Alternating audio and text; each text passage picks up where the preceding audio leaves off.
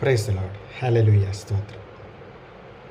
ഇന്നത്തെ വാക്യം 119 സങ്കീർത്തനം 105 വാക്യം. നിന്റെ വചനം എൻ്റെ കാലിന് ദീപവും എൻ്റെ പാതയ്ക്ക് പ്രകാശവുമാകുന്നു. നമ്മുടെ ജീവിതത്തിലെ അനിശ്ചിതത്വങ്ങൾ,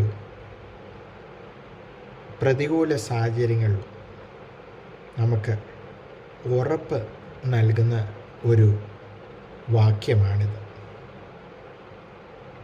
നിന്റെ വചനം എൻ്റെ കാലിന് ദീപവും എൻ്റെ പാതയ്ക്ക് പ്രകാശവുമാണ്. ഒരു ദീപം അല്ലെങ്കിൽ മെഴുകുതിരി ചുറ്റുപാടുമുള്ളത് പ്രകാശമയമാക്കുന്നു. അപ്പം നിന്റെ വചനം എൻ്റെ കാലിന് ദീപമാണ്. അത് നമ്മുടെ ഇന്നത്തെ അവസ്ഥയെ സൂചിപ്പിക്കുന്നു. അതത് ദിവസവും ഉള്ള കാര്യങ്ങളിൽ കർത്താവിൻ്റെ വചനം നമ്മുടെ കാലിന് ദീപമാണ്. ഇങ്ങോട്ടോ അങ്ങോട്ടോ തിരിയണമെങ്കിൽ ഇതാകുന്നു വഴി മകനെ എന്ന് പറയുന്ന ഇമ്പമായ സ്വരം നമുക്ക് കേൾക്കുവാൻ സാധിക്കും. അതുകൊണ്ട് ദൈവത്തിൻ്റെ വചനം അത് നമ്മുടെ കാലിന് ദീപമാണ്. അന്നത്തെ പ്രതികൂല സാഹചര്യങ്ങളിലും പ്രയാസങ്ങളിലും ഒക്കെ നമ്മുടെ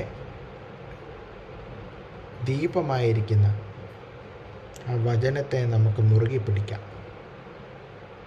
പിന്നെ ഇവിടെ പറയുവാൻ ശ്രമിക്കുന്നത് പാതയ്ക്ക് പ്രകാശമാണ്. ഇത് നമ്മുടെ തുടർന്നുള്ള ജീവിതകാലം എങ്ങനെ ഇരിക്കണം എന്നാകുന്നു ദാവീദ് ഉദ്ദേശിക്കുന്നത്. പാതയ്ക്ക് പ്രകാശം ഒരുക്കുന്ന ഒരു ദൈവവചനം നാം മുറുകെ പിടിക്കണം. ദീർഘകാലത്തെ കാര്യങ്ങളൊന്നും മനുഷ്യന് വ്യക്തമല്ല. എന്നാൽ എപ്പോഴും നമുക്ക് ആശ്രയിക്കാവുന്ന ആ വചനത്തിൽ നമുക്ക് നമ്മുടെ ജീവിത സാഹചര്യങ്ങൾ, അത് സന്തോഷമാണേലും ദുഃഖമാണേലും, കർത്താവ് എപ്പോഴും നമ്മുടെ കൂടെ ഉണ്ട്. അവൻ്റെ വചനം നമ്മളെ പ്രകാശപൂരിതമാക്കുന്ന വചനമാണ്. ആ വചനത്തിൽ നമുക്ക് മുറുകെ പിടിക്കാം. ഇപ്പോഴത്തെ അവസ്ഥയിൽ തുടർന്നുള്ള നമ്മുടെ ജീവിത സാഹചര്യത്തിലും മാർഗദർശിയായിട്ട്, നല്ല സഖിയായിട്ട് കർത്താവ് നമ്മുടെ കൂടെ ഉണ്ട്. അവൻ്റെ വചനം നമ്മെ ധൈര്യപ്പെടുത്തുന്നു. ലോകാവസാനത്തോളം എല്ലാ നാളും നമ്മുടെ കൂടെ ഉണ്ടെന്ന് അരുളി ചെയ്ത ഒരു പിതാവ് നമുക്കുണ്ട്. അതിലാശ്രയിച്ചുകൊണ്ട് വചനത്തിൽ വേരൂന്നി നമുക്ക് വളരാം. അതിന് പരിശുദ്ധാത്മാവ് സഹായിക്കട്ടെ. നിന്റെ വചനം എൻ്റെ കാലിന് ദീപവും എൻ്റെ പാതയ്ക്ക് പ്രകാശവുമാണ്.